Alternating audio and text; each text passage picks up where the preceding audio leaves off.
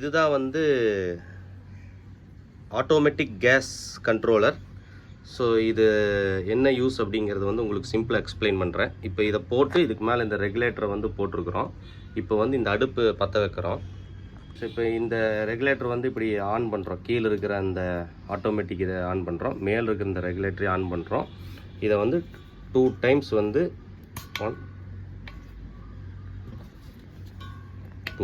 2 times வந்து press பண்ணுறோம். Press பண்ணதுக்கப்புறமா பார்த்தோம்னா இந்த கேஸ் எவ்வளோ இருக்குது அப்படின்னு சொல்லி இங்கே காட்டுது.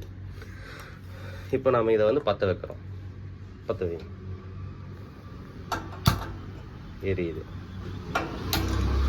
இப்போ நாங்கள் என்ன பண்ணுறோம் அப்படின்னம்னா இந்த டியூப்பை வந்து எரிஞ்சிட்டு இருக்கிறத இந்த டியூப்பை வந்து கழட்ட போகிறோம்.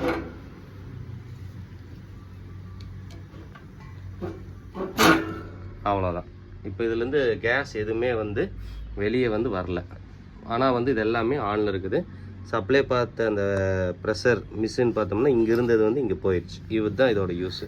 இதே வந்து இந்த மிஷின் இல்லாமல் இது வந்து டைரெக்டாக அதில் போட்டிருந்தோம் அப்படின்னம்னா கேஸ் பிடுங்கினதுக்கப்புறம் உள்ளிருந்து புஷ்ஷுன்னு வந்துகிட்டே இருக்கும். ஸோ அதனால் வந்து மேக்ஸிமம் ஒரு எல்லா வீட்லேயுமே இருந்துச்சு அப்படின்னம்னா உங்களுக்கு வந்து லைஃப் சேவராக இருக்கும்.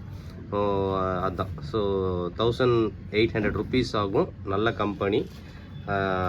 வாங்கி உபயோகிச்சிங்க அப்படின்னம்னா கொஞ்சம் பயம் இல்லாமல் இருக்கலாம்.